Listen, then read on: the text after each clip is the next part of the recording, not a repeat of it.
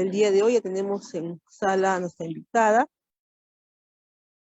la licenciada Natalie Aurora Pizarro Cherres, quien nos va a disertar el tema cuidados de enfermería en la administración de medicamentos en pediatría. Ella es enfermera asistencial del Hospital de Huaral, jefa de servicio de pediatría del Hospital San Juan Bautista de Huaral, con muchos años de experiencia. Le escuchamos atentamente, licenciada Natalie, le damos la bienvenida a este 27º Jueves Turquesa. Sí, buenas noches, licenciada Sujei. No sé si me escucha. Sí, se escucha claro. Muy buenas noches, colegas, participantes de este Jueves Turquesa. En primer lugar, agradecer al Consejo Regional Lima Provincias por la invitación a esta pequeña charla que vamos a tener el día de hoy con el tema de administración de medicamentos en pediatría. Quienes habla es la licenciada Natalie Pizarro, enfermera especialista en pediatría, jefa del servicio de hospitalización de pediatría del Hospital San Juan Bautista de Huaral. Y es un gusto estar aquí una vez más en un Jueves Turquesa, acompañándome pues en este tema que vamos a tener más que todo un conversatorio en el que vamos a aprender, vamos en otros casos a renovar conocimientos y otros vamos a seguir afianzando conocimientos en cuanto a la administración de tratamiento en los servicios de pediatría. Voy a compartir pantalla, me avisan si se va a poder ver, por favor.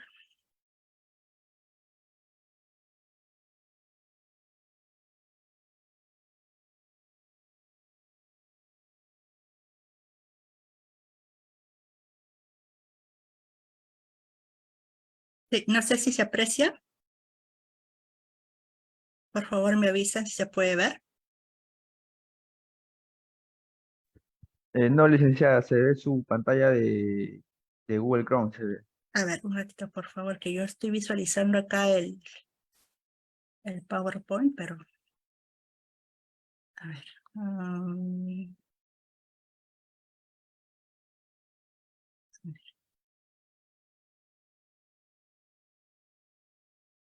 A ver, no sé si lo ven ahora. Ahora sí, licenciada, ahora sí se ve. Ya, ok, muchas gracias. Bueno, como les iba diciendo, el tema que hoy día vamos a compartir es cuidados de enfermería y la administración de medicamentos en pediatría. Yo ya me presenté. Aparte soy miembro de la Sociedad Científica de Enfermeros Especialistas del Perú.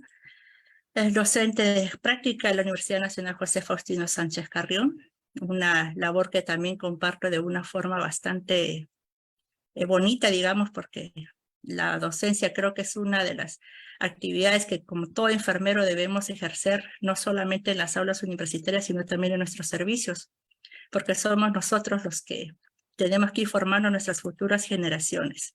Y el tema de hoy día es tal vez un tema que para muchos sea muy básico, o muy, digamos, que lo vemos todos los días, pero sin embargo, cuando nosotros hablamos de pediatría, ya estamos hablando de temas un poquito más especializados, porque no es lo mismo, pues, administrar tratamientos a un paciente adulto, a un adulto mayor, a una gestante, que a un niño o a un neonato. Cada quien tiene su particularidad, por eso existen las especialidades. Entonces, vamos a empezar primero con las consideraciones, lo que tenemos que tomar en cuenta cuando nosotros nos enfrentamos a este tipo de pacientes. Y muchas veces, cuando nosotros empezamos nuestra vida laboral, no sabemos a dónde nos tocará ir a trabajar. Y a veces vamos primero por el SERUM y tenemos que venir, a veces nos toca atender niños, nos toca atender recién nacidos. Nuestros niñitos a veces vienen para colocación de intramusculares, para colocación de endovenosos, y ahí muchas veces cuando los colegas son jóvenes o estamos ahí recién empezando, siempre hay ese temor, ¿no? Porque pues algunos dicen, no, ver niños ya es otro tema, pero en realidad todo es, digamos, la práctica lo que hacen, ¿no? Pero sí influye mucho el gusto por la especialidad. Ahora, a veces nos toca trabajar en hospitales, digamos, en la emergencia, porque a veces, y muchas veces yo lo he visto después de tantos años de experiencia que tengo en el hospital, que los colegas que trabajan a veces en las áreas de emergencia están acostumbrados a tratar adultos y cuando vienen niños, pues a veces hacemos o cometemos acciones que como si fueran a pacientes adultos y muchas veces no es así. Los niños siempre tienen su particularidad. Un niño no es un adulto pequeño, ¿no? Un paciente adulto, un paciente pediátrico es un paciente especial, un paciente que tiene sus propias particularidades. Y muchas veces dirán, pero ya sabemos cómo se pone una medicina, es fácil, ¿no?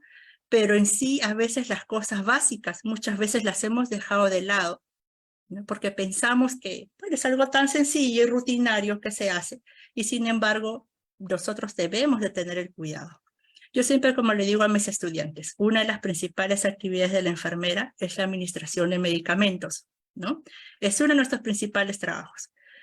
Pero nosotros no podemos hacer esta actividad de forma rutinaria, ¿no? En tal caso, como yo siempre les digo, mejor pues ponemos a un robot, lo programamos y que siga poniendo, no. Tenemos que saber cómo lo vamos a colocar, qué vamos a colocar, cómo lo vamos a diluir, cómo lo vamos a pasar, cómo lo vamos a administrar, qué debemos esperar. Y todas esas cosas que como enfermeros profesionales nosotros tenemos que ir manejando. Entonces, la administración de medicamentos, dicen los niños, es una de las funciones más importantes del personal de enfermería, en donde requerimos cuidado especial, competencia y seguridad, y las habilidades y destrezas. Si bien es cierto, la competencia y la seguridad me la da el conocimiento. Entonces, para yo poder realizar una actividad, tengo que tener, como siempre, mi base científica detrás, que me va a dar el respaldo. Y las habilidades y destrezas son aquellas que vamos adquiriendo con el pasar del tiempo, ¿no es cierto? Entonces, si bien es cierto, estamos en un hospital por primera vez trabajando, nos llegan pacientes de niños y lo primero que hacemos es, no, yo no lo atiendo porque tenemos miedo. ¿Qué tenemos que hacer?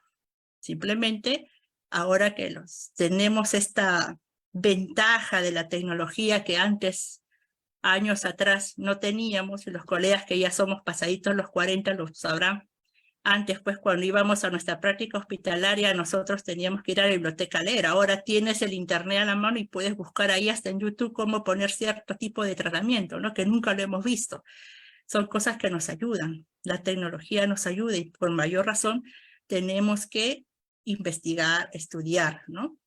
Si hay un consejo que siempre les doy a mis estudiantes, cuando ustedes por primera vez vayan a trabajar a un servicio, averígüense siempre, ¿no? Las patologías más comunes que hay en ese servicio y hay que estudiarlas, y los fármacos que más se utilizan en el servicio y hay que repasar, porque nosotros tenemos que saber cómo lo vamos a colocar, ¿no? Y cómo lo vamos a administrar y qué tenemos que esperar. Cuando nosotros vamos a administrar fármacos, tenemos que tener en cuenta dos cosas importantes, ¿no? La absorción del medicamento y el metabolismo del medicamento. ¿Por qué? Porque a los niños pequeños o en los niños, esto va a variar en relación con los adultos. La absorción, por ejemplo, se va a alterar la velocidad y la cantidad y considerar el tiempo del vaciamiento gástrico, ¿no? A mayor tiempo, mayor acción de los medicamentos. Hay ciertos fármacos vía oral que se administran en los servicios de hospitalización y en las emergencias que tienen que ser considerados en ciertas horas, ¿no? Por ejemplo, la citromicina es bastante usado en los casos de procesos respiratorios o neumonías en los niños, que se debe colocar 2 horas antes de los alimentos o 2 horas después de los alimentos. Muchas veces el paciente viene y le colocamos nomás, apenas el médico indica, lo colocamos y no evaluamos. A lo mejor ese niño tiene muchas horas de ayuno, o a lo mejor ese niño recién ha comido, o está lactando y ya le estamos dando el fármaco que al final no se va a poder absorber de la forma adecuada. Tenemos que conocer, ¿no? ¿Qué cosa vamos a colocar? Tenemos que tener en cuenta también el metabolismo. El metabolismo en los niños es mayor que en los adultos. Los medicamentos se transforman con mayor velocidad. ¿Y por qué será esto? Pues porque en los niños, ¿no? Todavía hay, digamos, como yo siempre le digo a mis chicos, el hígado está todavía nuevito, ¿no? Y la función es mucho más rápida. Entonces, tenemos que tener en cuenta que la mayoría de los fármacos lo van a absorber el metabolismo va a ser mucho más rápido que en los pacientes adultos.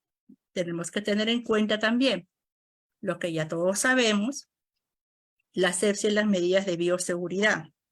Si vamos a administrar medicamentos o vamos a hacer cualquier otro tipo de procedimiento de enfermería, nuestras medidas de bioseguridad tienen que ir siempre primero. ¿Qué más tenemos que tener en cuenta cuando administramos un fármaco? El peso, la talla y la superficie corporal. A veces sucede en muchos sitios que no hay a veces ciertos especialistas en el área de pediatría. Ha pasado aquí en algunos hospitales de emergencia donde no hay especialistas en pediatría y a veces llegan los niños y manejan ciertas dosis que muchas veces no son las adecuadas, ¿no? Entonces tenemos que tener en cuenta el peso. Generalmente cuando los niños son ya de 50 kilos para adelante ya los consideran como dosis de adultos. Pero cuando son niños que tienen menos de 20 kilos, entre 20 y 50 kilos, tienen una dosificación específica de acuerdo al fármaco que se va a poner, y cuando son menores de 10 kilos tienen otro tipo de dosificación y que muchas veces hay ciertos fármacos que no se pueden colocar en niños muy pequeños. Y bueno, eso tenemos que también saber. Entonces, ¿qué hacemos si, por ejemplo, estamos en un servicio de emergencia? Porque a mí me ha pasado como enfermera que a veces hay colegas, tengo colegas que trabajan en centros de emergencia general, digamos, donde no hay pediatras de turno, solamente hay médicos generales, y llegan pues a la emergencia a atenderse, ¿no? Y el médico indica, colocas metamisol, por ejemplo, ¿no? Y me dice, Nati, y me llaman, ¿no? Nati, ¿cómo lo puedo hacer? ¿Cómo los pasas en tu hospital? Entonces, esas cositas nosotros tenemos que ir aprendiendo, pero tenemos que tener en cuenta qué tipo de fármaco voy a colocar, qué tipo de diagnóstico es mi paciente, cuánto pesa mi niño, ¿no es cierto? ¿Dónde está colocada la vía? Eso también es importante para saber cómo voy a pasar ese fármaco de la forma más segura. ¿Qué tenemos que tener en cuenta? Como ya lo habíamos dicho antes, un metabolismo más rápido en los pacientes. La edad del paciente también es importante, ¿no? La prescripción, aplicar los 5 correctos, que creo que ahora ya son 10. La prescripción médica, algunos autores dicen 5, otros dicen 10, ¿no? La prescripción médica, el cálculo de la dosis. ¿Por qué pongo esto de la prescripción médica? A veces sucede que, por ejemplo, en los niños posoperados colocan más de un analgésico, ¿no? Entonces tenemos nosotros que ir valorando también el dolor en nuestros niños. Si vamos a colocar por indicación médica, a veces los médicos indican, no sé, pues metamisol, también indican ketoprofeno. Nosotros no podemos poner el horario al mismo tiempo 2 fármacos similares, ¿no es cierto? Porque tenemos que valorar primero, ¿el niño realmente necesita tanto analgésico? Hay niños que ya están 2 o 3 días de hospitalización y ya toleran mejor el dolor, entonces vamos a ir quitándole pues ciertos analgésicos para que pueda, pues no podamos causar algún otro tipo de daño, porque como todo fármaco, no solamente pues sirve para aliviar el dolor, sino que a la vez está causando también algún tipo de daño en algún órgano, ¿no? Eso tenemos que tener en cuenta. Y el cálculo de la dosis, que es pues con nuestra regla de 3 simples, que creo que eso ya todos desde interno lo vamos manejando, ¿no es cierto? Para poder sacar la dosis adecuada que necesita ese niño de acuerdo a la indicación médica. Entonces, cuando hablamos de bioseguridad, vamos a empezar.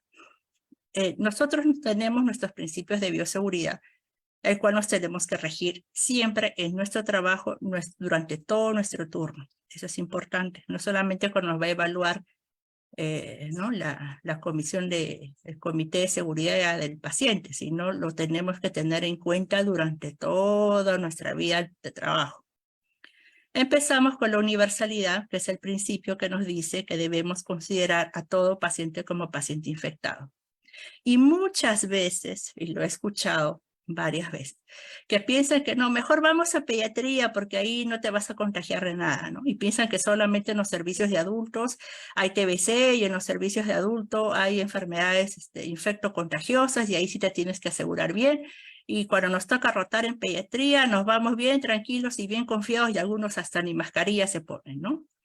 Cuando, sin embargo, en los servicios de pediatría también tenemos enfermedades infectocontagiosas, ¿no? Hemos tenido neumonías, casos de neumonías que después la mayoría son virales y los niños se contagian rápidamente.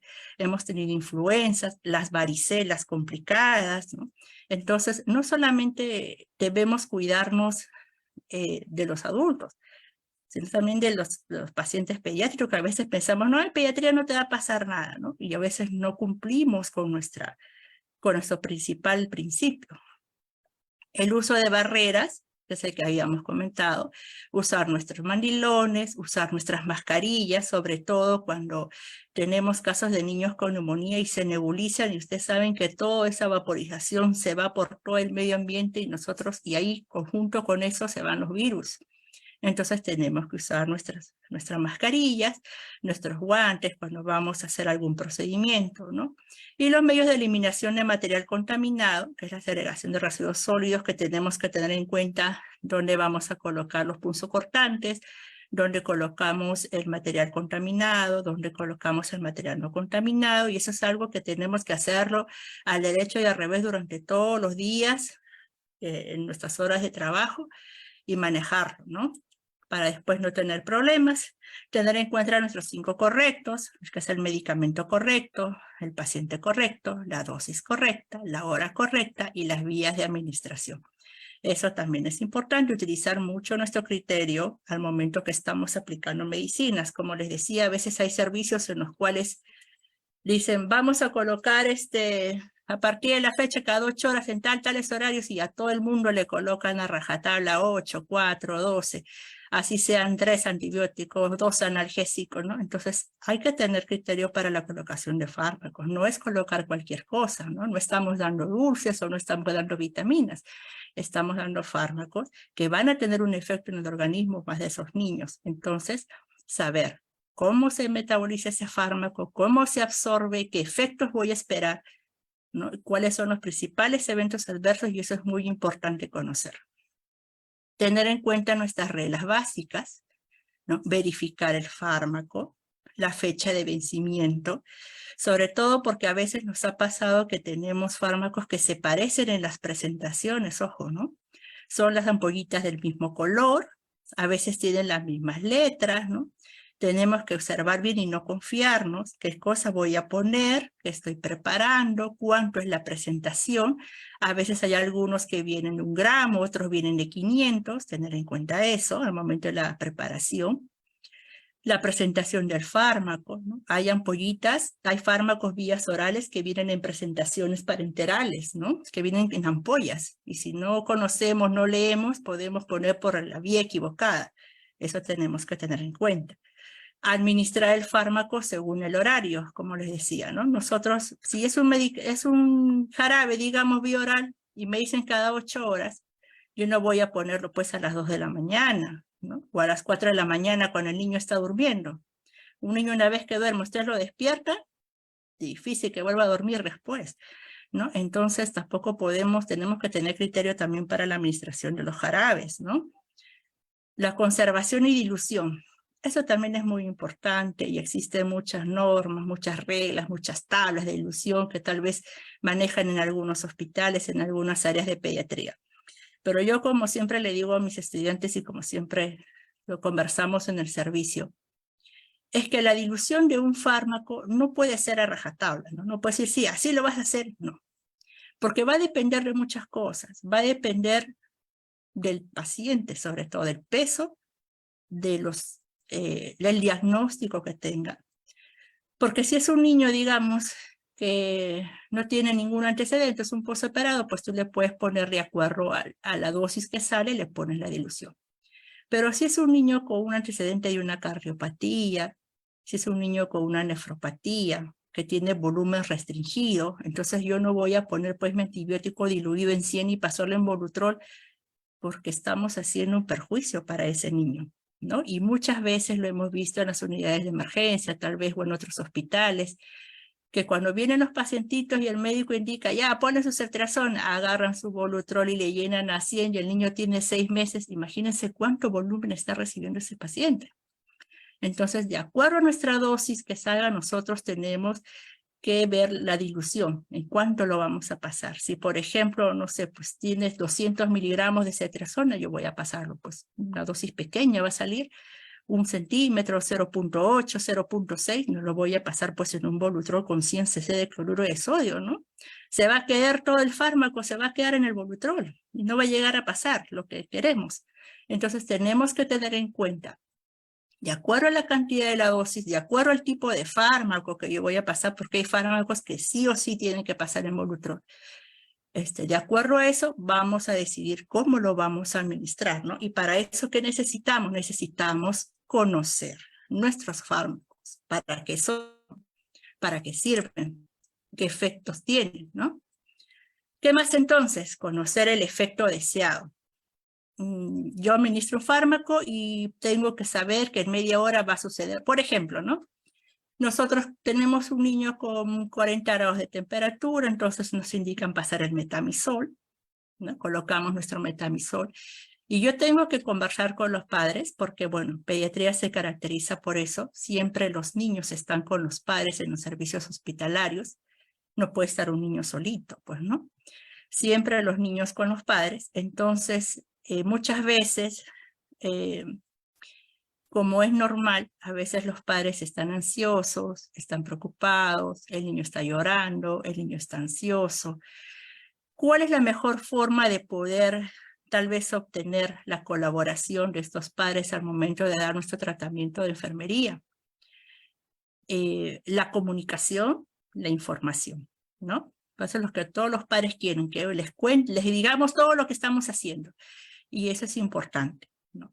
Explicar al papá, mira, le vamos a pasar, tu niño está con fiebre, le vamos a pasar un medicamento que el médico ha indicado para que le baje la fiebre. Entonces yo le paso el metamisol y yo sé que dentro de media hora, ¿no? El niño va a empezar a transpirar bastante por efecto del fármaco, ¿no? Y le voy a decir a la mamá, el niño va a empezar a sudar bastante, tú lo vas a ver, eso quiere decir que el medicamento está haciendo su acción y la fiebre va a bajar, señora, no se vaya a asustar, más bien le cambian los politos, ¿no? Entonces, de esa forma, ya la mamá sabe lo que va a pasar y vamos a tener su colaboración, ¿no? Porque a veces no podemos ser pues que entramos a los servicios de hospitalización calladas, mudas, colocamos nomás el tratamiento, la mamá nos mira, el niño nos mira asustado y entramos, ponemos, nos salimos, ¿no? Siempre es decir, señora, vamos a colocar la medicina indicada por el médico, ¿no? Le vamos a poner, pues, no sé, su corticoide, que es para que le ayude a abrir sus pulmoncitos, ¿no? Utilizando un lenguaje que ellos lo puedan entender. Eso es parte también de las normas de lo que es seguridad de paciente, ¿no? Que el paciente, el padre, la madre, el acompañante de nuestro niño esté siempre enterado de los procedimientos que nosotros vamos a realizar a nuestros pacientes. Obviamente, cuando es la visita médica, el médico es el principal responsable de decirle al familiar el diagnóstico, el tratamiento que va a recibir, y nosotros, dentro de nuestras competencias, podemos informar sobre los cuidados de enfermería que estamos brindando. Si nosotros tenemos esa comunicación horizontal con los padres, las madres de familia de nuestros niños hospitalizados, van a ver que van a tener un mejor apoyo, una mejor colaboración por parte de ellos. Claro que nunca faltan pues los padres estresados, ansiosos, ¿no? Pero cansados. Pero es comprensible de alguna forma porque estar en un servicio de hospitalización al lado de un hijo enfermo, ¿no? Trae muchas preocupaciones y muchas angustias y tenemos que tratar de comprender tal vez el cansancio, la angustia, el temor, ¿no? Que esto origina. ¿Qué más tenemos que tener en cuenta? Los efectos secundarios y las reacciones adversas de los mismos. Hay fármacos que necesitan una administración cuidadosa porque pueden traer efectos secundarios, ¿no? Como por ejemplo, si nosotros vamos a pasar dimenidranato, lo tenemos que pasar lento, ¿no? Bien diluido, porque si nosotros lo pasamos muy rápido, ¿qué puede pasar? Nos va a producir el efecto contrario, ¿no? Van a haber muchas náuseas, muchos vómitos, ¿no? Y se va a hacer más intenso el cuadro. Si por ejemplo nosotros vamos a pasar antibióticos como la vancomicina, ¿no? Y la vamos a pasar pues muy rápido, ¿no? Por el Volutrol, va a haber una reacción en este paciente, se va a poner como un rash así muy intenso, el niño se va a poner rojito, rojito. Esto se le llama como el síndrome del hombre rojo, ¿no? Un efecto que se produce por la administración rápida de la vancomicina, que no es lo mismo que el paciente sea alérgico a la vancomicina, ojo, es por una mala administración.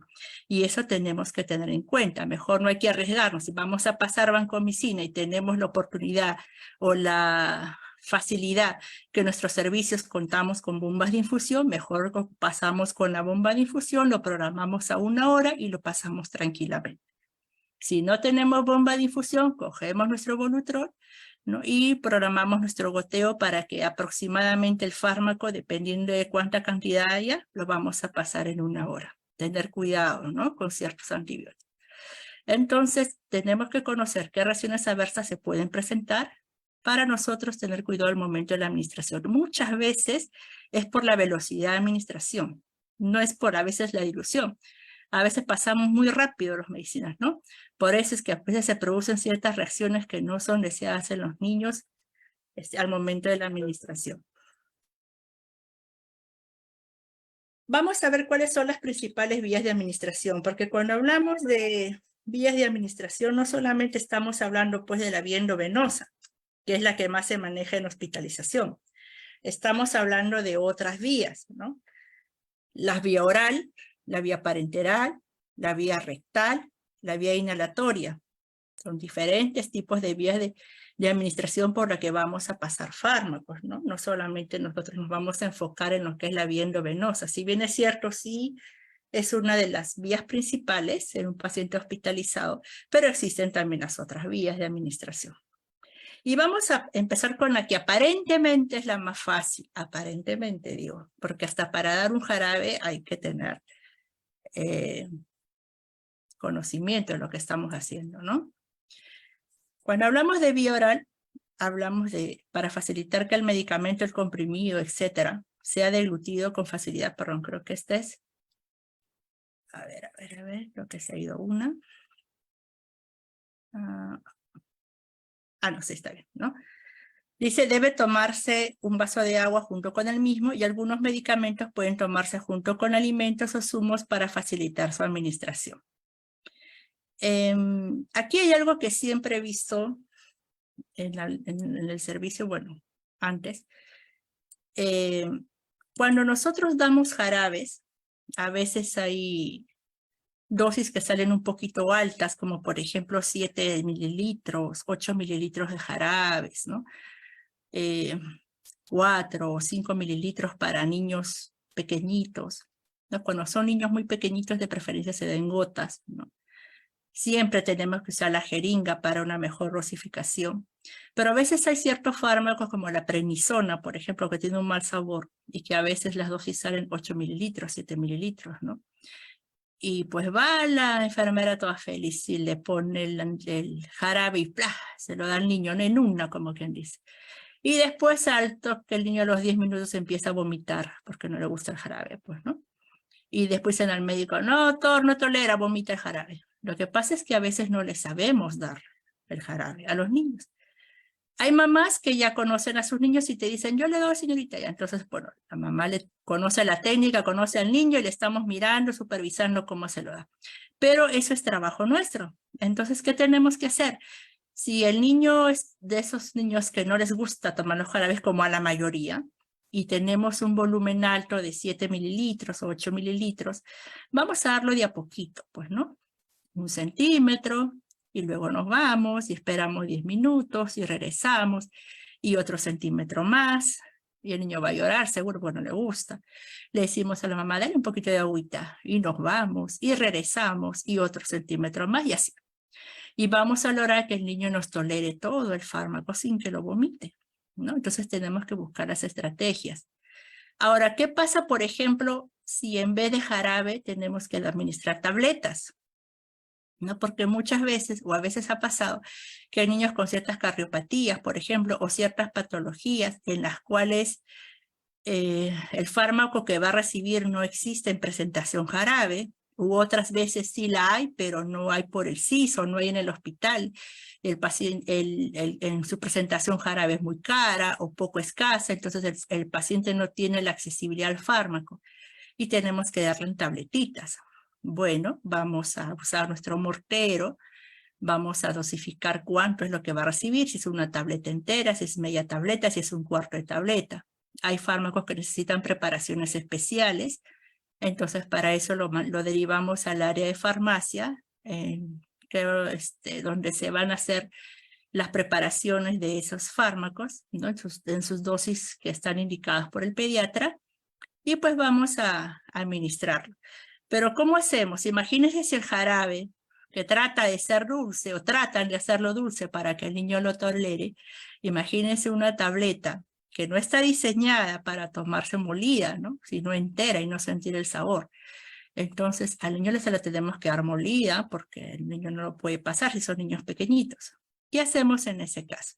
Lo vamos a, con nuestro morterito, lo vamos a pulverizar la tabletita o la parte de la tabletita, de acuerdo a la dosis que está indicada por el médico, lo vamos a diluir en una cucharita o en un vasito muy pequeñito. Nosotros usamos, por ejemplo, esos vasitos que vienen con los jarabes, vienen unos vasitos.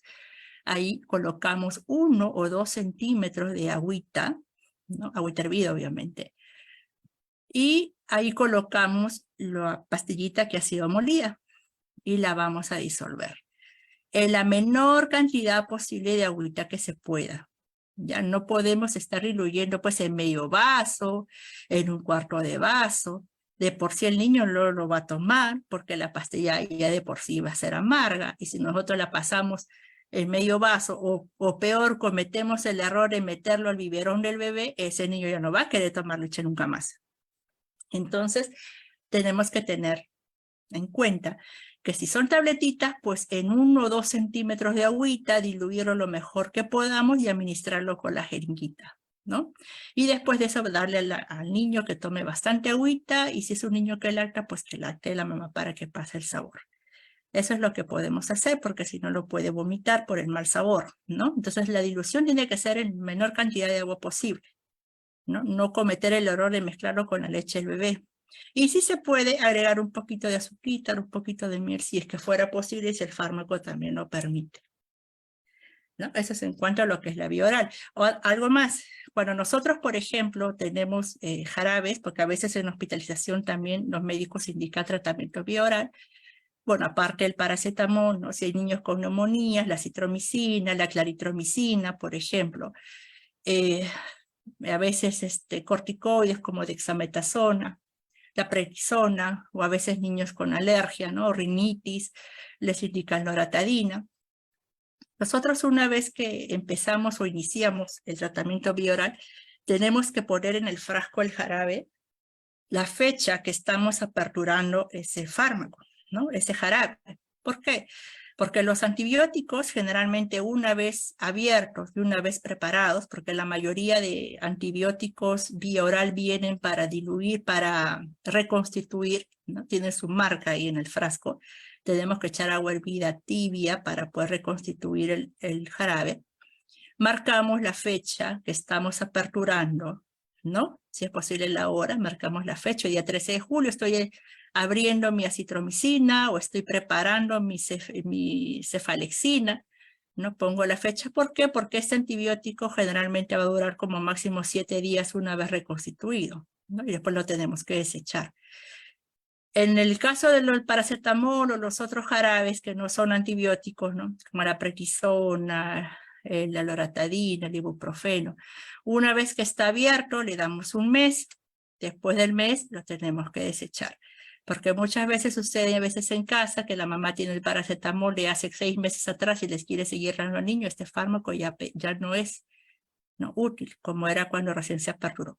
Entonces ponemos la fecha porque nosotros tenemos que tener en cuenta en qué momento se tiene que desechar ese jarabe, ¿no? La fecha de la que se está aperturando por el tiempo que tiene de vida, digamos así. Y algunos que necesitan refrigeración, como por ejemplo la amoxicilina más clavulánico, que una vez que lo reconstituimos, tenemos que colocarlo al refrigerador, no al freezer, sino al refrigerador, porque tiene que estar a una temperatura de menos de 8 grados, ¿no?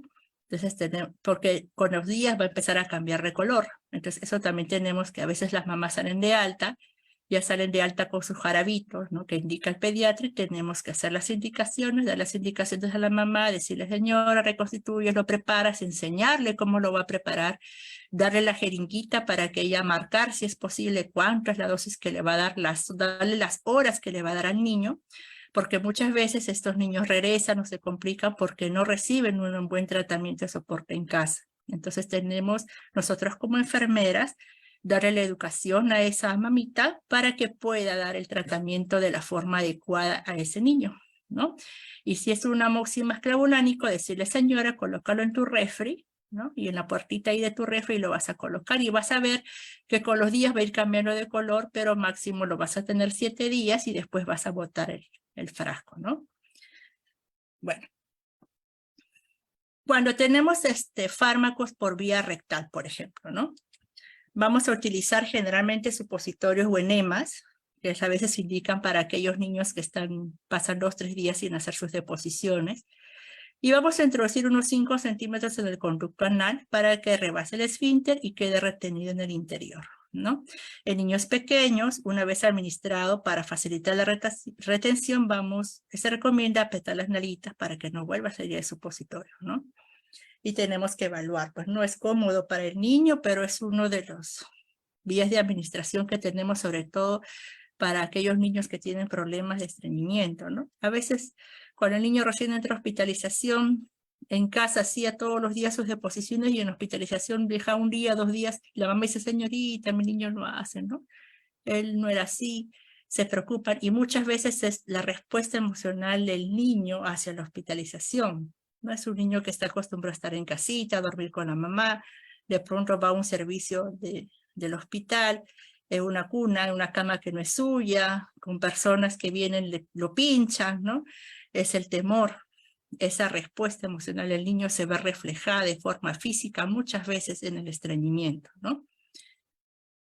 Vamos a pasar a la vía inhalatoria. Cuando hablamos de vía inhalatoria hablamos de 2 principales procedimientos en la administración de tratamientos, como es la nebulización y la inhaloterapia. Muy utilizadas en hospitalización, sobre todo en la época de invierno, donde abundan los procesos respiratorios en los niños, sea menores de 5 años como niños grandes que vienen por problemas de crisis asmática, ¿no?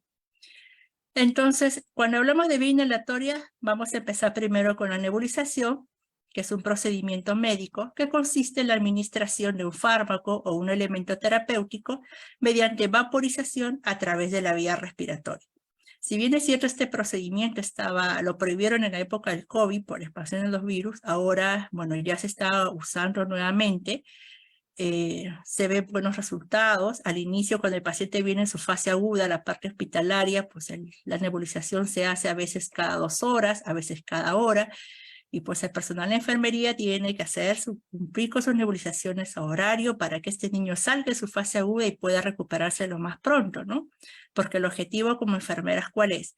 Que nuestro niño se recupere y que esté lo menos tiempo posible en el servicio hospitalario y que pueda regresar a casita, ¿no? Entonces, para que eso ocurra, nosotros como enfermeras tenemos que cumplir nuestro tratamiento como debe ser, en el horario que se nos indica, e ir valorando cómo va nuestro niño.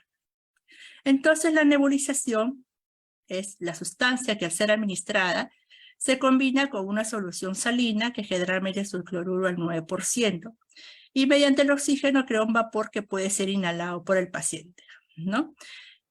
También se nebuliza con suero hipertónico al 3%, que tiene su forma de preparación.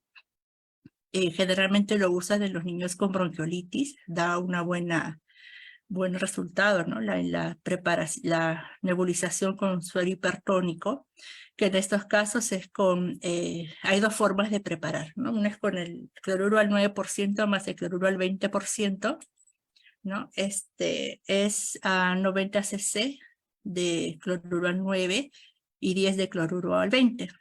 Y hay otro que es con agua estéril, ¿no? Y cloruro al 20%, también otra forma de preparar. Nosotros utilizamos más la otra porque lo tenemos más a la mano. El cloruro al 9 con el cloruro al 20 lo preparamos en frasquitos de 100 y lo utilizamos para nebulizar a nuestros niños, y así preparamos el cloruro al 3%, ¿no? Y utilizamos también el salbutamol. Entonces, la nebulización está indicada en pacientes con enfermedades respiratorias, como ya les dije, neumonías, bronquiolitis, crisis asmáticas, ¿no? CRUBs. La necesidad de administrar un fármaco a altas dosis por vía broncopulmonar, y es por la necesidad de fluidificar las secreciones para su mejor eliminación, porque a veces hay niños que están con secreciones espesas que no pueden salir y no les permite tener una mejor respiración. ¿Cuáles son los materiales? Primero, tener nuestro balón de oxígeno. En algunos hospitales cuentan con balones empotrados. En nuestro servicio es el balón portátil, el balón de oxígeno, con su respectiva cadena de seguridad. Esto es muy importante para evitar accidentes. Nuestro manómetro, ¿no? Nuestro adaptador, o el niple, como le dicen en algunos sitios, y nuestro equipo de nebulizador. Acá ven a nuestras chicas modelando con nuestro material. Acá está nuestra mascarilla, el contenedor del fármaco, la conexión, su jeringuita para preparar nuestro cloruro al 9% y nuestro fármaco, que es el salbutamol. En algunos casos, como en las bronquiolitis, por ejemplo, no se utiliza salbutamol, no lo indica el médico y solamente indica la nebulización con suero hipertónico, pero en la mayoría de los casos se nebuliza con salbutamol, ¿no? Que es un fármaco, un broncodilatador, que ayuda a que, ¿no?, los bronquios puedan abrirse un poquito y pueda haber mejor respiración en los niños. Bueno, entonces, ¿qué hacemos primero? Informamos al paciente del procedimiento, porque a veces hay niños que nunca se han nebulizado y hay que explicar a la mamá cómo va a ser el procedimiento. Si es un niño más grande, lo explicamos también qué va a pasar. No es indoloro.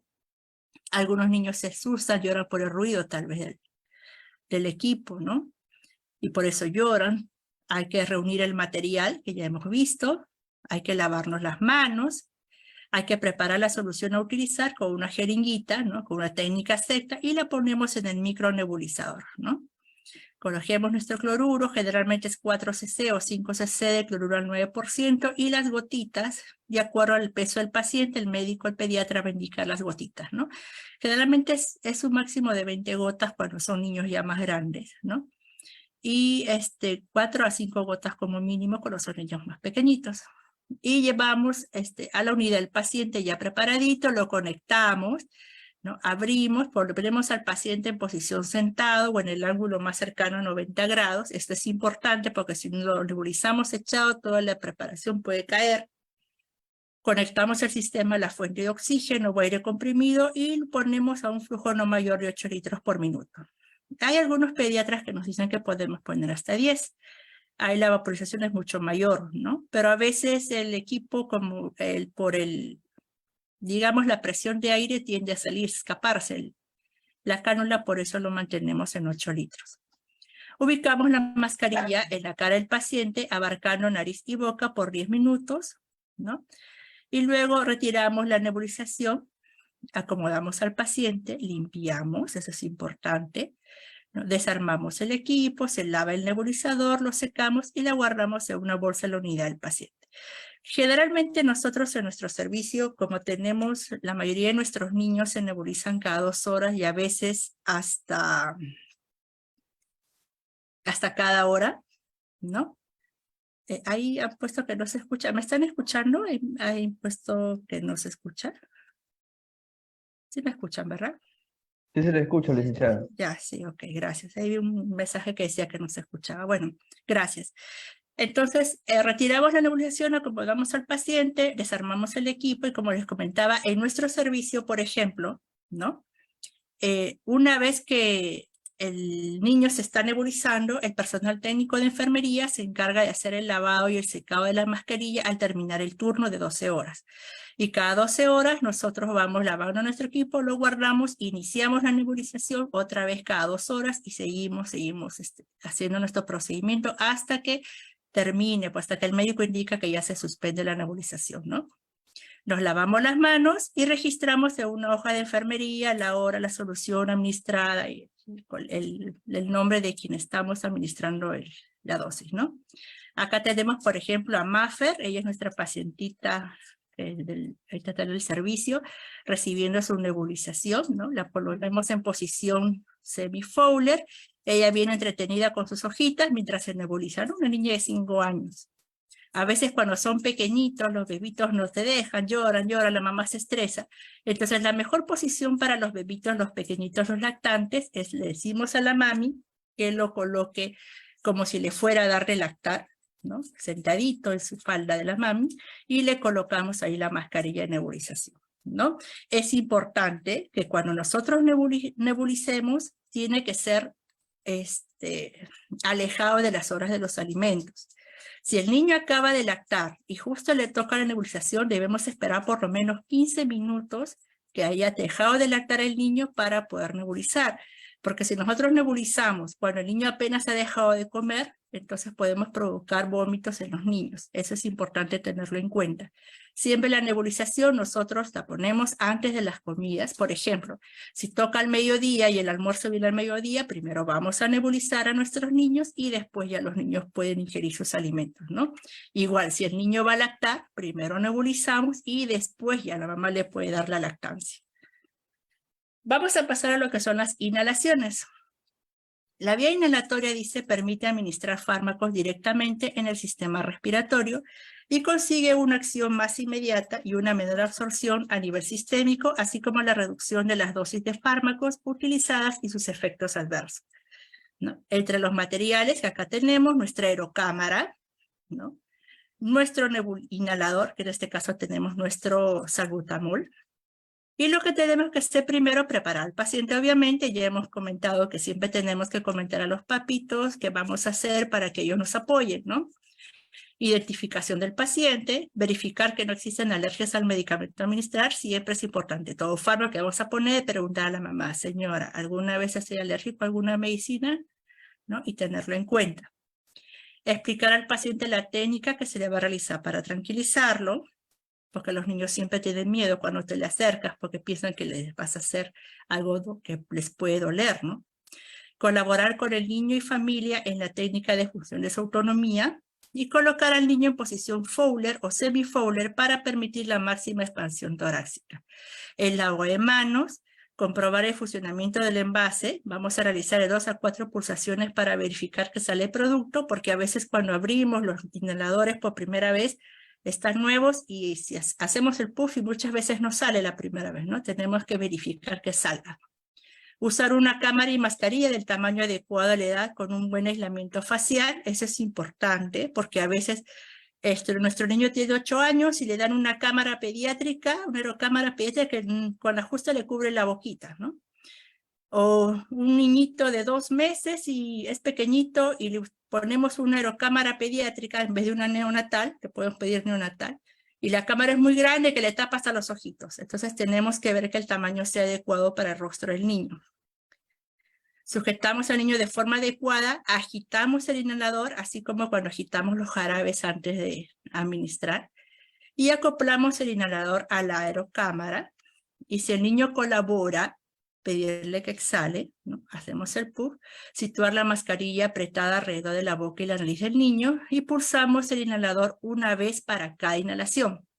No descargar múltiples pulsaciones simultáneas, ¿no? Solamente es uno, ¿no? Y después el niño va a inhalar a través de la cámara. Luego que nosotros hacemos el puff, ¿no? O sea, apretamos el inhalador, vamos a pedir al niño, si es un niño grandecito, ¿no? Que mantenga la respiración por 10 segundos, ¿no? Y si es un niño que es pequeñito, ¿no? Vamos a tener que contar hasta 10.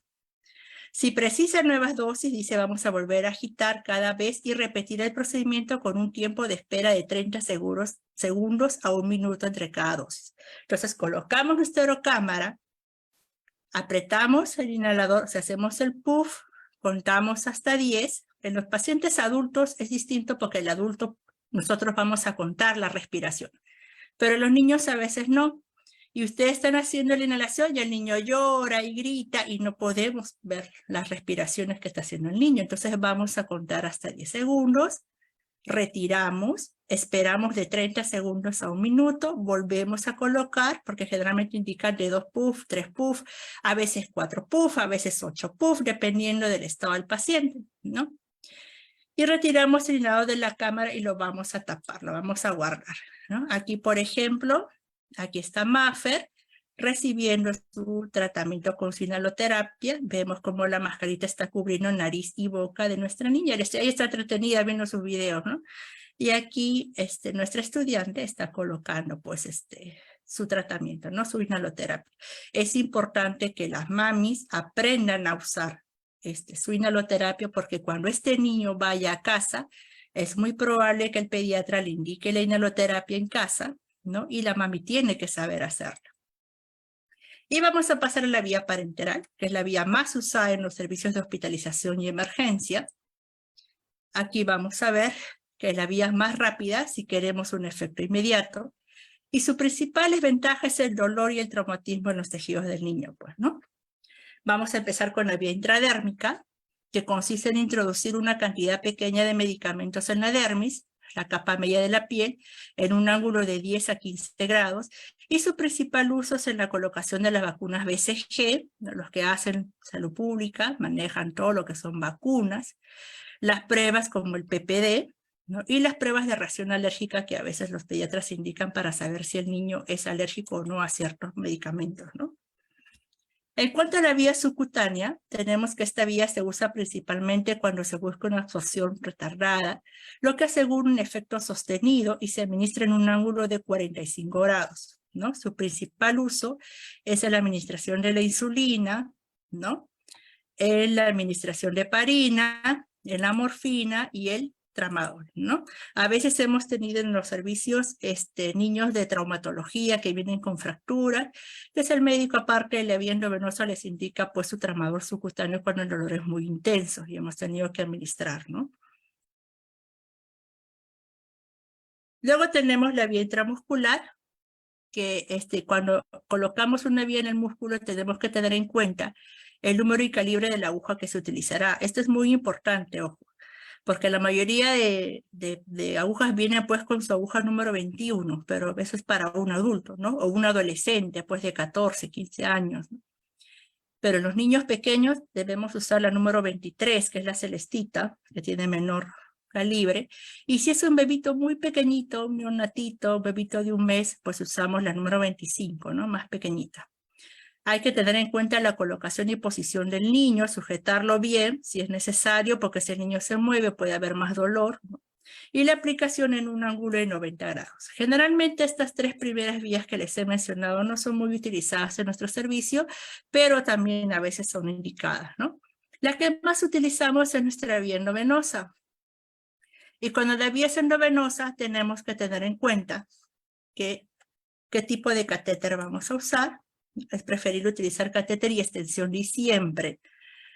No usar la llave triple vía directa al catéter porque generalmente las llaves triple vías, si tú la conectas directamente al catéter, va a pesar más que la extensión y esto hace que el catéter se salga, ¿no? Y la vía no va a durar mucho tiempo y no vamos a estar otra vez al niño en canto. Hay que tener una sujeción adecuada de esta vía, ¿no?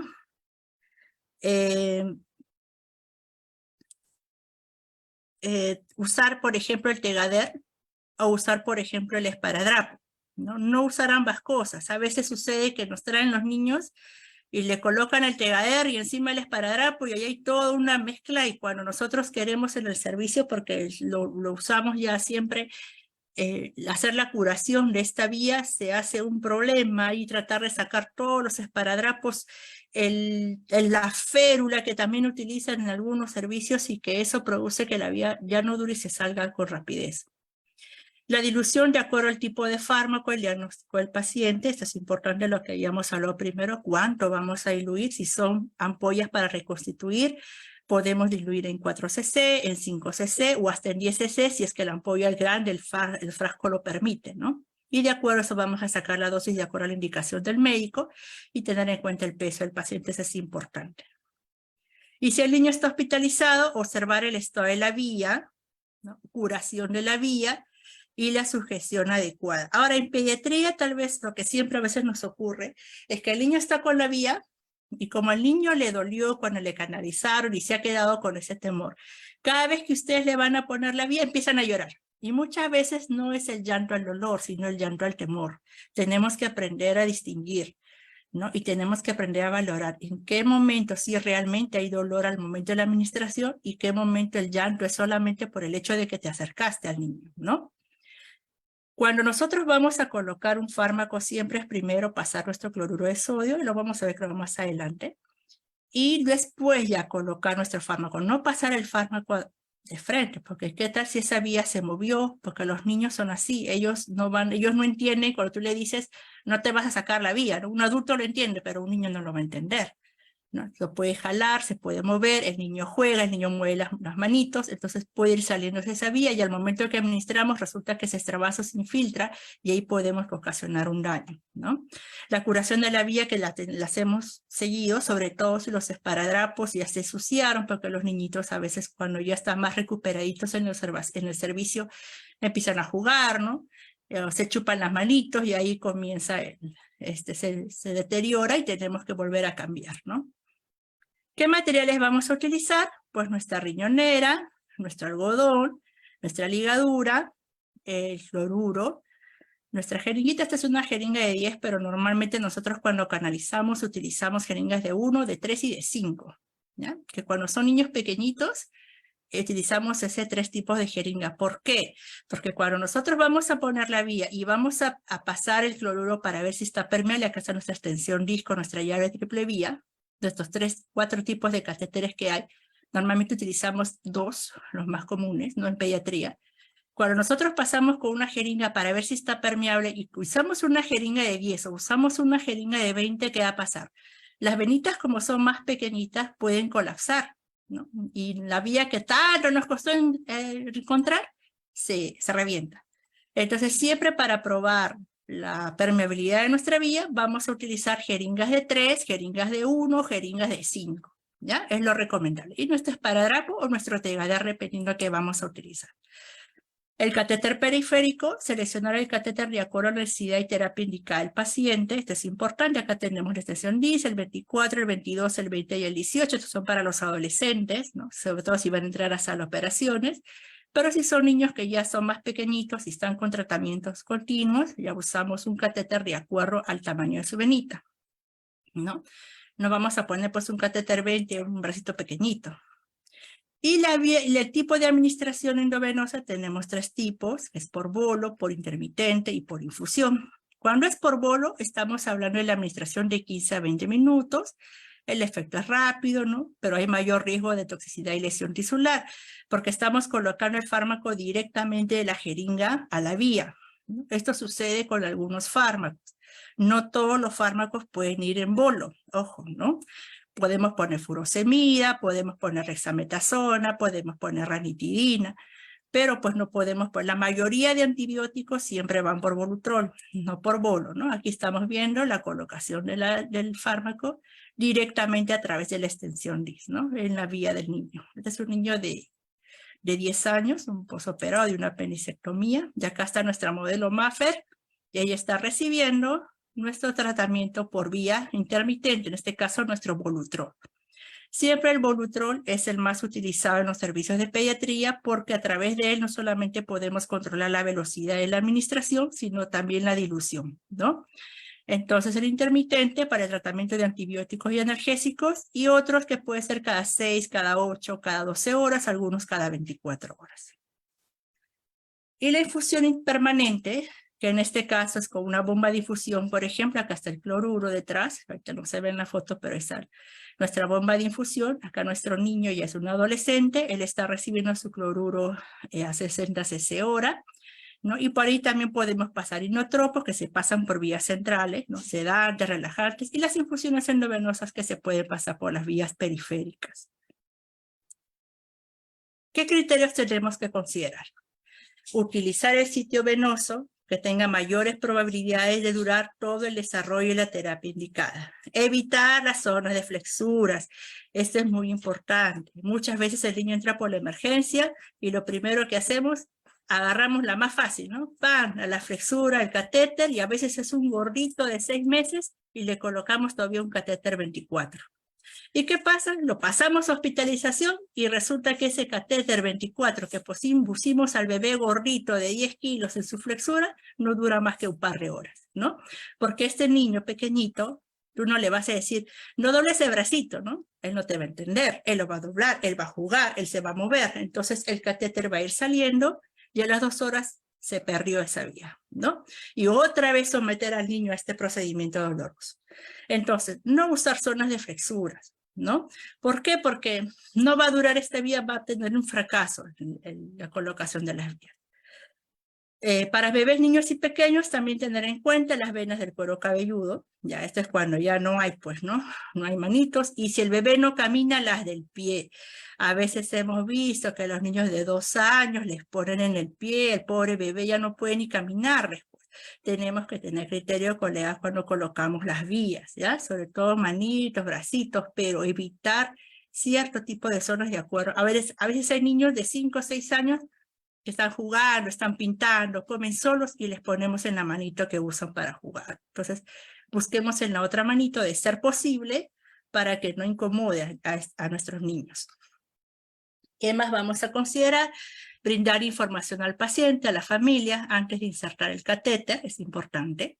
No hacer más de 2 intentos de acceso intravenoso, periférico, corto, y limite todos los intentos a no más de 4, y utilice un catéter por intento. A veces, pues, hay niños con difícil acceso venoso, ¿no? Y a veces nos llaman, licenciada, apóyenos a poner una vía. Ya, ¿cuánto le has puesto? 4 veces, 5 veces, 6 intentos. Ya, pues, ¿no? Y pobre niño, imagínense. Entonces, nosotros, ¿qué es lo primero que tenemos que hacer? Y esto es algo que tenemos que tener en cuenta, y se lo digo también mucho a mis estudiantes y los colegas del servicio lo saben. Cuando vamos a poner una vía, primero vamos a observar bien, tal vez en la emergencia no por el apuro, porque son casos de emergencia, pues, ¿no? No hay, pues, el tiempo para ponernos a mirar bien las venas, ¿no? Pero en hospitalización nos podemos dar el tiempo, nos podemos a revisar manito tras manito, piecito por piecito, ir viendo antes de la colocación del acceso, seleccionar bien nuestra mejor vía de acuerdo al tratamiento que el niño va a recibir, ¿no? El objetivo es que ese catéter nos dure los 3 días o los 4 días o el tiempo que va a estar el niño hospitalizado. Entonces, seleccionar bien nuestra vía antes de intentar el acceso. Intentamos el acceso, tal vez a la primera, bueno, el niño se movió, para eso nosotros tenemos a nuestro personal técnico que siempre colabora con nosotros, más la mamá que está presente, hacemos la sujeción adecuada y colocamos nuestro catéter, ¿no?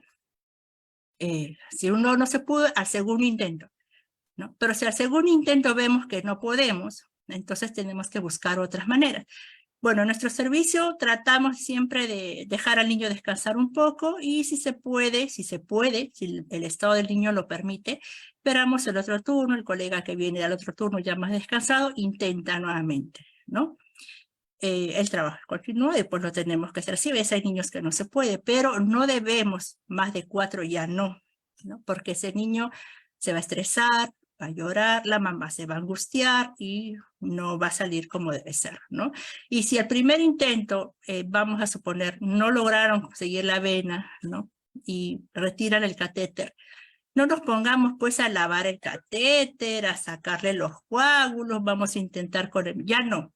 Ese catéter ya perdió la punta, el filo.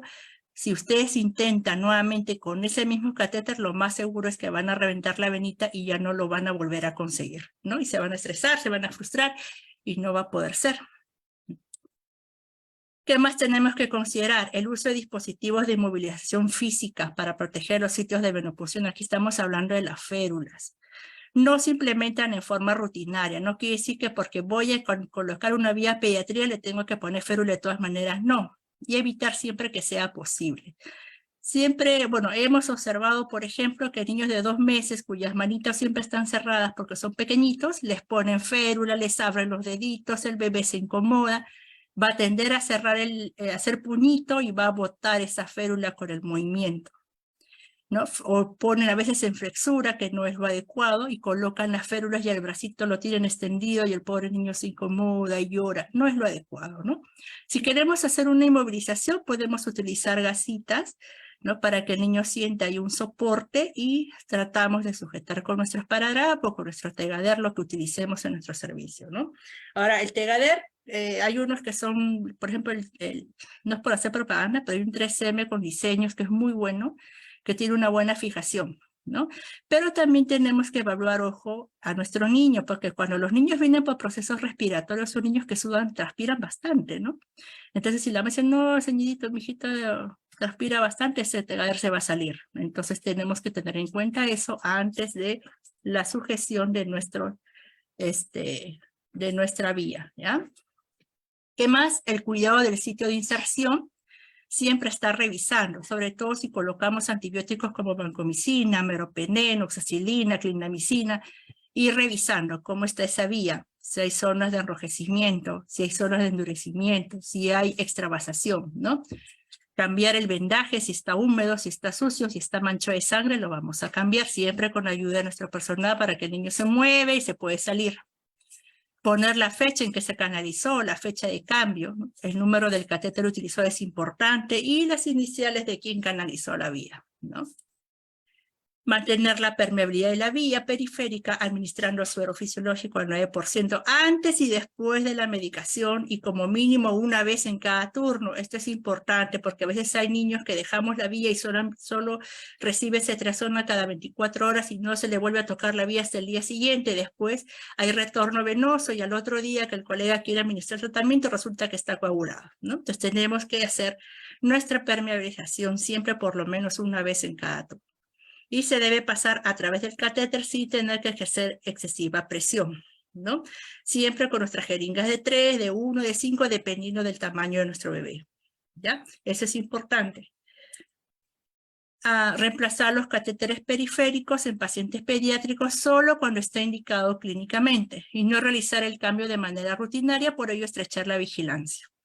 Esto quiere decir, y yo sé que a todos se les ha enseñado, que las vías se deben cambiar al tercer día. Ahora voy a compartir un poquito más adelante unos estudios de investigación con respecto a ese tema, ¿no? En pacientes que reciben infusiones continuas y se mantiene un circuito cerrado, dice, se puede hacer el cambio de las conexiones a no menos de 96 horas, pero al menos cada 7 días, ¿no? Cuando se observan las conexiones visiblemente sucias o deterioradas, y siempre que se produzca una desconexión accidental del circuito. Eso es cuando es circuito cerrado. Pero cuando nosotros tenemos sistemas intermitentes como administración de tratamiento por Volutrol, dice, que se conectan y se desconectan, tiene un mayor riesgo de contaminación, y aunque hasta el momento ha habido ausencia de evidencia sobre diversas pautas de recambio, los estándares de INS del año 2011 te recomiendan que se cambie cada 24 horas, ¿no? A veces dicen, no, le cambio Volutrol cada 3 días, ¿no? Junto con el equipo de nuclisis, pero cuando nosotros estamos constantemente colocando al paciente, sacando, colocando, sacando, entonces hay un mayor riesgo de contaminación y es mejor cambiarlo, ¿no? Cada 24 horas. En cuanto a los cambios de vías cada 3 días, siempre nos exigen, nos enseñan que las vías hay que cambiarlos cada 3 días. Ha habido estudios, por ejemplo, acá les comparto en la revista Cochrane, que hubo en el 2019, acerca del reemplazo de catéteres venosos periféricos por indicación clínica versus los reemplazos sistemáticos. El reemplazo sistemático es el que te dicen que cada 3 días debes de cambiar. Estamos hablando de pediatría, ojo, no de adultos, ¿no?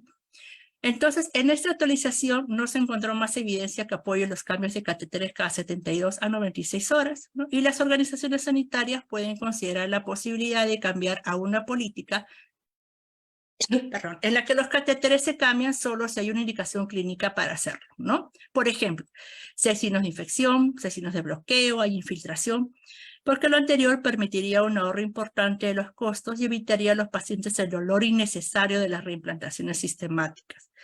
Muchas veces tenemos niñitos que están en hospitalización, a veces por neumonías, cuyos cuadros al 4º día va a ceder y el niño va a ir a su casa. Entonces, como la vía se cambia al 3er día, pues la vía está bien, está permeable, le hemos curado, le hemos observado, el niño solo recibe, por ejemplo, dexametasona por ese vía endovenoso, ¿no? Y sin embargo, bueno, pues tenemos que cambiarlo y el niño nuevamente sometido a estos procedimientos y al otro día le dan de alta, ¿no? Entonces tenemos que valorar eso porque hay estudios que dicen, generalmente, ¿por qué se cambia cada 3 días? Es para evitar las infecciones, ¿no? Pero hay estudios que demuestran que si hay una flebitis o una infección, esta se va a producir el mismo día y no es, digamos que si quedan más días se va a producir una infección, no necesariamente, ¿no? Por ejemplo, acá hay uno que dice un estudio sobre cuándo se debe reemplazar un catéter intravenoso periférico. Esto es un estudio de la CDC de Estados Unidos, en la cual recomienda que en los adultos el reemplazo sistemático del catéter intravenoso periférico sí se puede realizar cada 3 días, ¿no? O 96 horas. Pero por el contrario, no se recomienda el reemplazo sistemático en los niños, ¿no? porque la investigación ha demostrado que el reemplazo rutinario no previene la infección. Esto es lo que yo les comentaba, ¿no? Y los catéteres intravenosos periféricos modernos se fabrican con materiales poco irritantes, lo que podría evitar la necesidad de reemplazo sistemático. Lo que quiero decir es que si en nuestro servicio tenemos un niño con un acceso venoso permeable, ¿no? Que solo recibe, vamos a poner, dexametasona, es un niño pequeño cuyo acceso tal vez es difícil y la vía está permeable y se va a quedar un día más, entonces no necesito cambiar esa vía si la vía está pasando bien. Por eso es importante, nosotros en el servicio siempre estamos observando y valorando cómo está nuestra vía, ¿no? Si hay infiltración, si hay extravasación, si hay inicios de flebitis. Entonces ahí sí te amerita cambiar la vía, dependiendo también qué está recibiendo nuestro niño, porque si es un niño que está recibiendo vancomicina o meropenem, pues ahí sí tenemos que tener cuidado con el cambio de nuestros catéteres, porque son fármacos que pueden irritar estas vías, ¿no? Quiero compartir esta foto con ustedes porque en cuanto a los criterios a considerar en el almacenamiento del fármaco, ¿no? En algunos servicios o en algunos hospitales administramos una medicina, lo abrimos, solo utilizamos un poquito y el resto lo dejamos. Ahí ya lo vamos a tapar con nuestro algodoncito ahí para usarlo más adelante. Esta es una forma incorrecta, porque si nosotros lo dejamos así, este fármaco ya se contaminó, ¿no es cierto? ¿Qué debemos hacer? Bueno, si tuviéramos una cubeta con tapa sería lo ideal. En este caso, lo que quedó del fármaco lo colocamos en una jeringuita con su agujita sellada y ponemos ranitidina de 50 en 2 mililitros. Esto va a reemplazar a la ampolla que quedó. O sea, cambiar esto por esto, ¿no? Acostumbrémonos a trabajar así. Esto ya no es la forma adecuada. Ahora, hay servicios como el nuestro que nosotros una vez utilizados la ampolla, la descartamos, ¿no? Utilizamos un fármaco por cada paciente. Pero suponiendo que estamos en un centro en donde no podemos darnos el lujo de usar un fármaco por paciente y a veces utilizamos una ampollita para varios niños que tienen la misma indicación y la dosis lo permite, entonces mejor lo dejamos así, ¿no? En nuestra riñonera o viene una cubeta con tapa que sería lo ideal, ¿no? Acá hay unos cuadritos que voy a compartir con ustedes sobre ciertas infusiones, los detalles de la administración. Como ustedes pueden ver, la mayoría son antibióticos y la mayoría se administran de forma lenta o en perfusiones de 30 a 60 minutos. ¿De qué va a depender la dilución? De la dosis, ¿no? Si es 500 miligramos y la ampolla trae 1 gramo, pues le voy a pasar el 50, ¿no? Si es 200 miligramos, pues la voy a diluir en 20, ¿no? Y vamos pasando así. Acá tenemos la albúmina, el cloruro de potasio, la adrenalina que tenemos que pasar por vía infusión, ¿no? Y la dexametasona que la podemos pasar también en bolos, algunos de los ejemplos. Este es nuestro personal licenciado de enfermería en nuestro servicio del Hospital de Huaral, todos ellos muy comprometidos con la salud de nuestros niños, enfermeros especialistas con mucha trayectoria, mucha experiencia y sobre todo con mucha entrega y con mucho amor para nuestros niños hospitalizados. Y acá mis alumnitas de la universidad que están ahí aprendiendo, le ponen mucho énfasis, mucho cariño a su aprendizaje y que creo que todos nosotros como enfermeros tenemos esa misión en la vida, ¿no? No solamente de dar a nuestros niños o a nuestros pacientes nuestra mejor atención, sino también ayudar a forjar a nuestros futuros profesionales, ¿no? A nuestro futuro, a los que vienen detrás de nosotros, ¿no? Porque ellos son los que nos van a atender cuando ya nosotros estemos viejitos, ¿no? Entonces eso es lo que queremos, tener niños felices, lograr que estos niños salgan sanos a casita, ¿no? Y que hayan recibido por parte de nosotros una buena atención con nuestro conocimiento científico que siempre nos tiene que respaldar. Muy agradecida por su atención y si hay alguna pregunta, por favor. Estoy para escuchar sus dudas.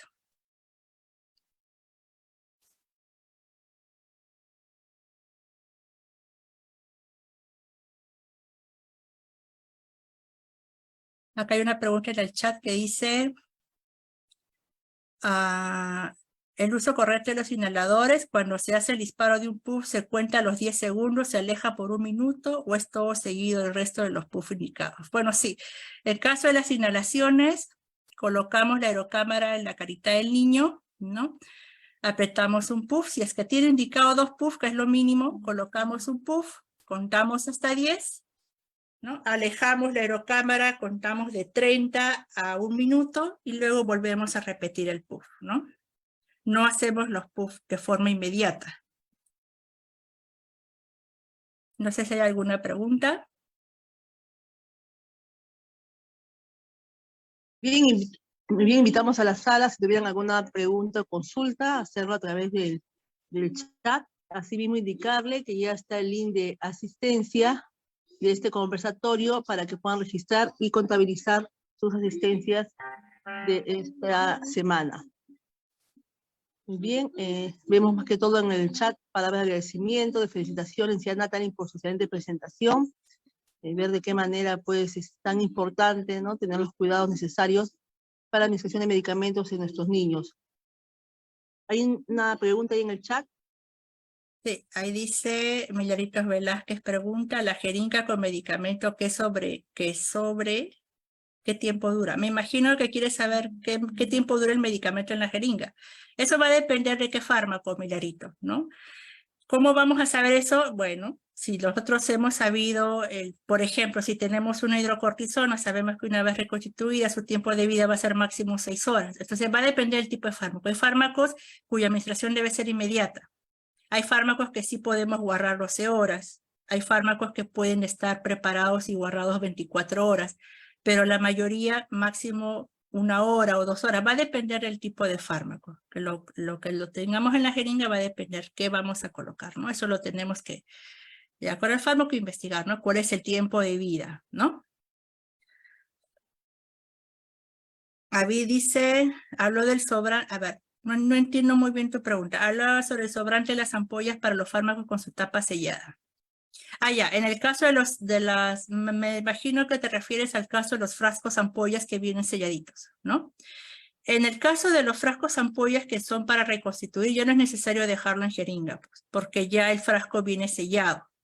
En el caso de colocarlo en jeringa, lo ideal es con aquellas ampollas que se aperturan, se abren, se rompan, ¿no? Entonces eso sí, no dejarlo con el algodoncito tapado, sino dejarlo en la jeringuita rotulado para saber qué tipo de fármaco es, siempre y cuando se pueda conservar o pueda durar su acción durante 1 o 2 horas, ¿no? Pero en el caso de los frascos ampollas, que ya vienen con su tapa sellada, lo reconstituimos, podemos usar vamos a suponer que el niño necesita solamente 0.5 de los 5 cc que hemos diluido, reconstituido. El resto queda, lo podemos guardar. Vamos a suponer que es cetrazona, que me puede durar hasta 12 horas una vez reconstituida, la puedo guardar debidamente, ¿no?, diluido en 5 para que la otra persona pueda administrar y sepa con cuánto se diluye el fármaco y pueda sacar la dosis, ¿no? En el caso de los frascos sellados. No sé si hay alguna otra pregunta o si eso responde tu duda.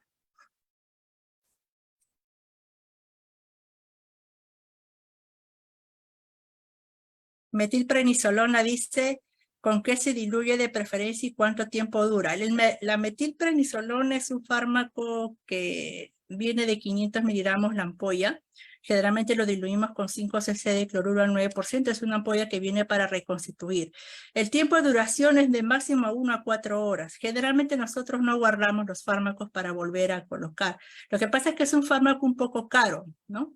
Entonces a veces hay pacientitos que no lo pueden adquirir, ¿no? Entonces tratamos, si es que se coincide el tratamiento de 2 niños con el mismo fármaco, utilizar la misma ampolla podemos utilizar en sus diferentes dosis para cada paciente, pero normalmente no se da el caso, ¿no?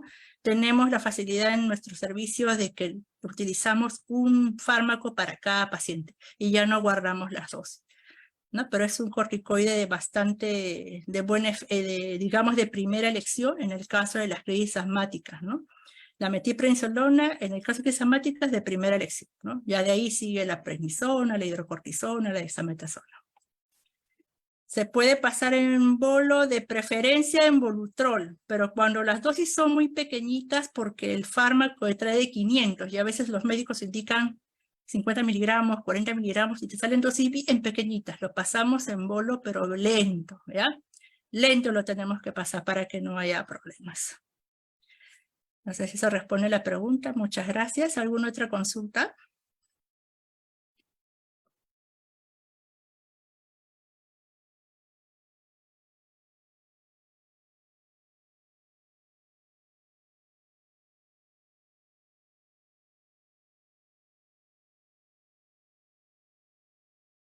Muy bien, vemos ahí una mano levantadita de Talía Moreno León. Escuchamos, licenciada. Sí, muy buenas noches. Agradecerle por la ponencia que estuvo muy bien, muy explícita, pero mi curiosidad sería, ¿no? En relación en las pequeñas lesiones que se generan en pediatra, ¿no? En los niños neonatos, en pediatría, ¿por qué podría ser? ¿Porque se pasa el medicamento muy rápido o no se ha diluido bien cuando se presentan esas pequeñas quemaduras en la vía, pues, ¿no? En la zona. Ah, ok, te refieres a las quemaduras en los accesos venosos.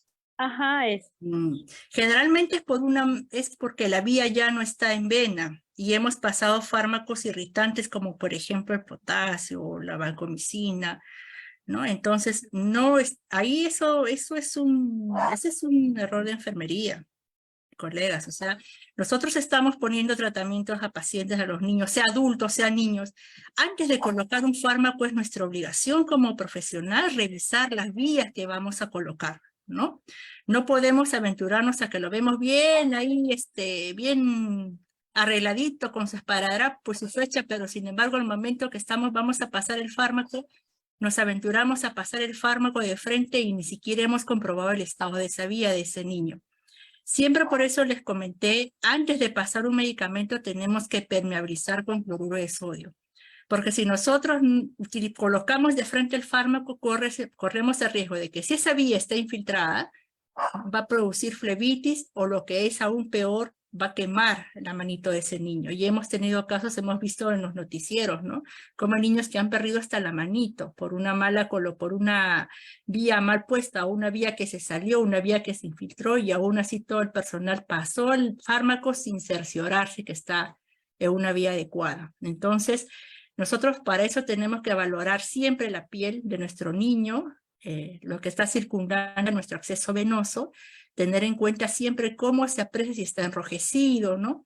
O si vemos que se está hinchando un poquito, en ese momento retirar la vía y colocar en otro lado, ¿no? Nunca aventurarnos a poner un tratamiento sin antes permeabilizar una vía con cloruro, porque si la vía está infiltrada y pasamos cloruro, bueno, a lo mucho se hará un hinchazón y va a bajar solo, pero no va a haber más daño, ¿no? Pero si nos arriesgamos a colocar un fármaco de frente sin permeabilizar la vía, pueden producir este tipo de problemas, ¿no? Es un error que tenemos que tener en cuenta, no cometer, ¿no? Por eso siempre la enfermera es observadora, estar pendiente cómo voy a pasar el fármaco y cómo está mi vía, ¿no? No sé si hay alguna otra pregunta, creo que vi por acá uno, me pareció. Ok. No sé si eso responde a tu pregunta. Muy bien, vemos que ya no hay más preguntas en el chat, licenciada Natalie. Más que todo, hay palabras de felicitación por su excelente ponencia.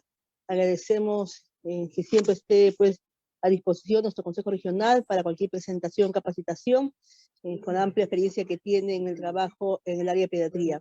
Les tenemos un cordial agradecimiento y un abrazo a la distancia a nuestra decana regional, la licenciada Gloria Castillo Sañero. Ok, sí, bueno, muchas gracias, licenciada Sofía, por su invitación, y bueno, gracias a todos ustedes por haber escuchado esta pequeña ponencia que espero que les haya servido de mucho. Agradecer también al Consejo Regional por tener en cuenta mi persona para siempre el apoyo en las ponencias. Desde aquí un abrazo fraterno a todos los colegas que están ahorita de guardia, a mis colegas de servicio de pediatría que todos los días se están capacitando y están poniendo de su parte para tener un buen trabajo en el servicio. Creo que la unión siempre y la unificación de criterios hace posible el que nuestros niños salgan adelante, salgan de alta, que es lo que mejor nosotros queremos, ¿no? Que estos niños se reúnan en casa con sus papitos, vuelvan a su vida escolar, vuelvan a sus juegos, porque verlos enfermitos, pues a nosotros como profesionales nos entristece o nos duele, pero nosotros tenemos que ser conscientes que tenemos que ser los principales actores de la recuperación de ese niño. Y una de las cosas principales es cumplir el tratamiento como debe ser, a la hora que debe ser, ¿no? Y sobre todo, tener el criterio suficiente para saber qué cosa estamos administrando, cómo lo estamos administrando y por qué lo estamos administrando. Eso es importante.